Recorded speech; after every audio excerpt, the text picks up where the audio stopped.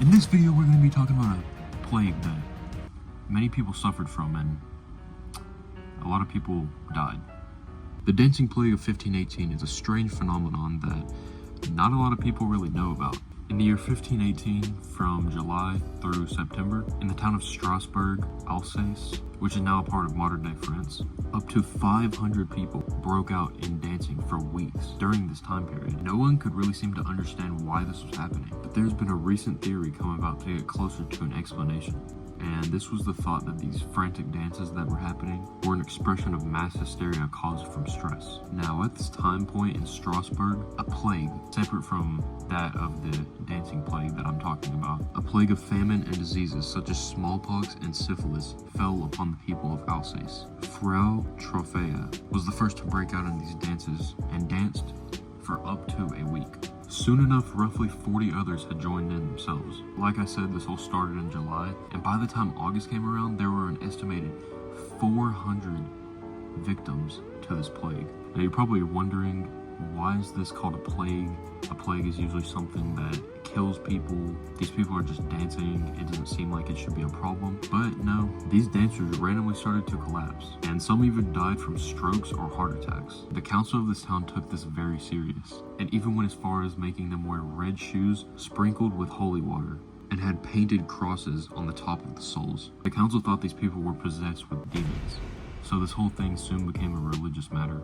These people were also forced to hold crosses in their hands, and incense and Latin incantations also played a role in this exorcism process. Going back to it being a religious matter, a historical figure played a major role in this outbreak. Saint Vitus, a Christian martyr from Sicily, is said to relieve those of suffering from epilepsy and nervous diseases. So this was the temporary resolution that the council came to, and those who had this plague were made to go to the shrine of Vitus to be forgiven by him and be relieved of their frantic movements that were being caused by demons inside of them. Now, was this all actually a religious thing, and were these people really possessed with demons?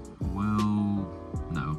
Sorry to disappoint you all, but over time this dancing plague has been studied, and actually there have been other instances of this happening across the world other than this one happening in France. And turns out this whole uncontrolled dancing comes from an inflammatory response to an untreated illness causing rapid, involuntary, irregular movements of all muscles besides eye muscles. And this actually makes total sense relating to the stress that was put upon these people from the actual plague of famine and diseases. Large amounts of stress can cause heart diseases, and like I said, many of those who fell victim to these dances were falling over and having heart attacks and strokes, and heart disease is what all of that stems from. And not to mention, it was also 1518, so there wasn't as near as much treatment as today for such things, meaning they would have had these illnesses untreated, causing these unnatural jolts of movement, and result giving an outward look of mass hysteria or demonic possession.